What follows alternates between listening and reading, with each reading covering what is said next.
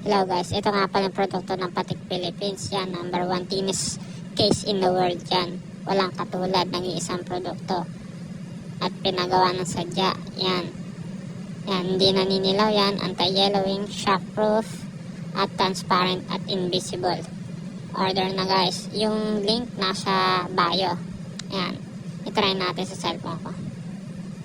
Kung paano magiging invisible ang case pag sinalpak sa cellphone.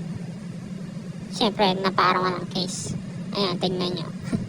May case o wala. Kitang-kita yung logo. Logo lang nakita. Ganun kanipis. Pero, protektado ang cellphone mo.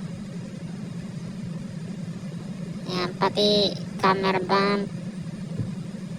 Meron yan. Oh, ha? Panis, kaya order na yung link nasa bio. Free shipping.